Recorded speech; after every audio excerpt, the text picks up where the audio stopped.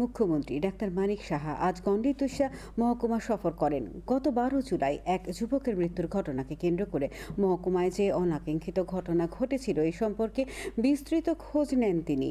সফরকালে মুখ্যমন্ত্রী সেদিনের ঘটনায় ক্ষতিগ্রস্ত এলাকা পরিদর্শন করেন।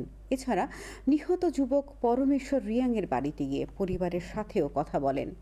গন্ডাতুইসা দ্বাদশ শ্রেণী বিদ্যালয়ে আশ্রিত লোকজনদের সাথে কথা বলে খোঁজখবর নিয়ে মুখ্যমন্ত্রী আশ্রিত ছাত্রছাত্রীদের হাতে পঠন সামগ্রী তুলে দেন। শেষে ডাকবাংলোতে সংবাদ মাধ্যমের মুখোমুখি হয়ে মুখ্যমন্ত্রী জানান, মহকুমার 33 কেবি এবং 39 গার্ড এলাকায় নতুন করে 2টি নিরাপত্তা ক্যাম্প বসানো হবে। নিহত পরমেশ্বর রিয়াংয়ের পরিবারকে দেওয়া হবে মোট 10 লক্ষ টাকা, এর মধ্যে 6 লক্ষ টাকা দেওয়া হয়েছে।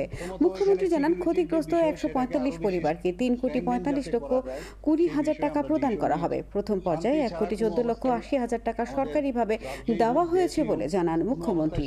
এদিনের সফরে মুখ্যমন্ত্রীর সাথে রাজ্যের মুখ্য সচিব থেকে শুরু করে রাজ্য পুলিশের মহানির্দেশক সহ রাজ্য ও জেলা স্তরের উচ্চপদস্থ আধিকারিকেরা উপস্থিত ছিলেন। এই দিশায় আমরা চলতে চাই। এখানে যারা চক্রান্ত করছে, অশান্তি সৃষ্টি করার চেষ্টা করছে, তাদেরকে নিশ্চয়ই আমরা আইন দেখবে এবং আইনের পথে চলবে। এবং আগামী দিন যেন এই ধরনের ঘটনা না হয়, জাতি জনজাতি আমরা যাতে ঐক্যবদ্ধ হয়ে এক ত্রিপুরা শ্রেষ্ঠ ত্রিপুরা গড়ার যে চিন্তা ভাবনা আমরা বারবার বলি, সেটা যেন হয়। এবং আতঙ্কের পরিবেশ যারা তৈরি করবে তাদের বিরুদ্ধে কঠোরভাবে আমরা তার মোকাবেলা করব।